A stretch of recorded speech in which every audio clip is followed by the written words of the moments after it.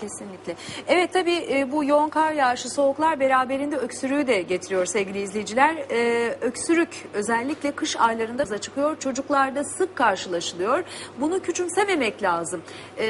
Siz olun, öksürük diye geçiştirmeyin diyoruz. Çünkü inatçı ve bir türlü geçmeyen öksürükler başka hastalıkların habercisi olabilir.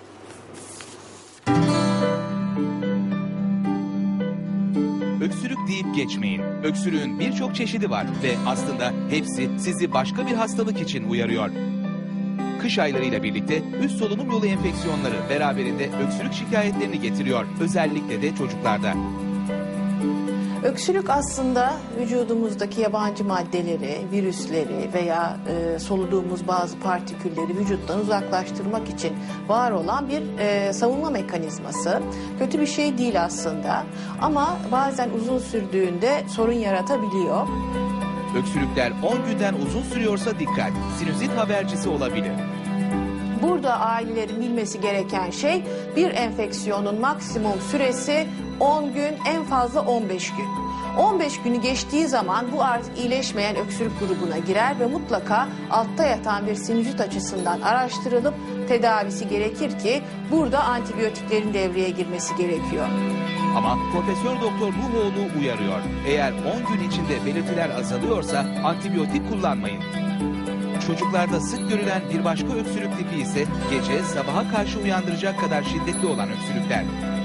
Gece sabaha karşı artan öksürükler, özellikle bu tür öksürükler çocuğu uyandıracak kadar şiddetliyse, hatta kusmaya varan boyuttaysa, o zaman işte bronşitin devreye girdiğini düşünmeleri lazım ailelerin ve beraberinde bir hırıltı, hışıltı, nefes darlığı da buna eşlik ediyorsa mutlaka astım açısından değerlendirmek lazım. Özellikle eğer ailede bir alerji hikayesi varsa, annede babada astım ya da alerjik nezle gibi bir hastalık öyküsü varsa o zaman çocukta da böyle bir sorun olabileceğini düşünmeleri lazım. Çok fazla kakao tüketen çocuklarda ise sıklıkla reflü habercisi öksürük görülüyor.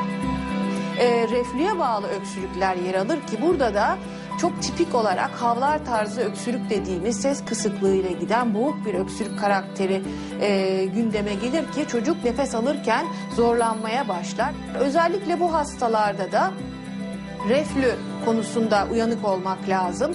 Çünkü çocukların özellikle çok fazla kakao tüketen çocuklarda çok sık görülen reflü sadece bir ses kısıklığıyla ve bu şekilde havlar tarzı öksürük ataklarıyla kendini gösterebilir. Ailelerin bu konuda özellikle kış aylarında çikolatadan çocukları uzak tutmaları, reflü konusunda uyanık olmaları gerekiyor.